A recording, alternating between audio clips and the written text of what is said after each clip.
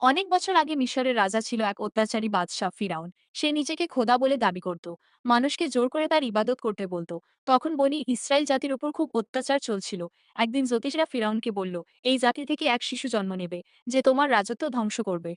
এই কথা শুনে ফিরাউন ভয় পেয়ে গেল।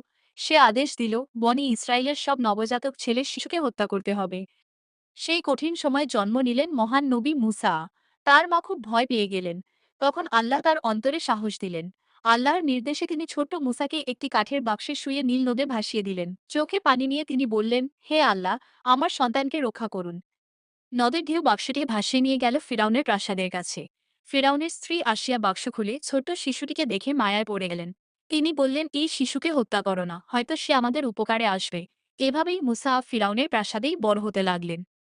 যুবক বয়সে একদিন তিনি দেখলেন এক মিশরীয় লোক একজন দুর্বল মানুষকে মারছে। মুসা আর আগে তাকে ধাক্কা দিলেন, আর লোকটি মারা গেল। এতে তিনি খুব ভয় পেলেন এবং আল্লাহর কাছে ক্ষমা চাইলেন। পরে তিনি মিশর ছেড়ে মাদিয়ানে চলে গেলেন। সেখানে বহু বছর কাটালেন। একদিন তিনি পরিবার নিয়ে ফিরছিলেন। পথে দূর পাহাড়ের কাছে আগুন দেখতে পেলেন। তিনি আগুনের কাছে গেলে এক আশ্চর্য আওয়াজ শুনলেন, হে মুসা, আমি আল্লাহ। আল্লাহ তাকে নবুয়ত দান করলেন এবং ফিরাউনের কাছে সত্যের দাওয়াত পৌঁছে দিতে বললেন।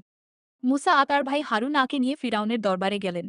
তিনি বললেন, আল্লাহ এক, তার ইবাদত করো। কিন্তু ফিরাউন অহংকার করে বলল, আমিই তোমাদের সর্বোচ্চ প্রভু। তখন আল্লাহ মুসাকে বহু মুজিজা দিলেন। তার লাঠি বিশাল সাপে পরিণত হল, হাত উজ্জ্বল আলোতে জ্বলে উঠল। তবুও ফিরাউন ঈমান আনল না। শেষে আল্লাহ মুসাকে বনি ইসরায়েলকে নিয়ে মিশর ছাড়তে আদেশ দিলেন। ফিরাউন সৈন্য নিয়ে তাদের পেছনে ধাওয়া করল। সামনে বিশাল সমুদ্র, পেছনে শত্রু। সবাই ভয়ে কাঁপতে লাগলো। তখন মুসা বললেন, ভয় করো না, আল্লাহ আমাদের সাথে আছেন। আল্লাহর নির্দেশে তিনি লাঠি দিয়ে সমুদ্রে আঘাত করলেন। সঙ্গে সঙ্গে সমুদ্র দুই ভাগ হয়ে রাস্তা তৈরি হলো। বনি ইসরায়েল নিরাপদে পার হয়ে গেল। ফিরাউনও সৈন্য নিয়ে সেই পথে ঢুকল। কিন্তু তারা মাঝপথে পৌঁছাই পানি একত্র হয়ে গেল। ফিরাউনও তার সৈন্যরা ডুবে মারা গেল। এভাবেই আল্লাহ সত্যকে বিজয় দিলেন এবং মুসাকে মানুষের জন্য হেদায়েতের আলো বানালেন।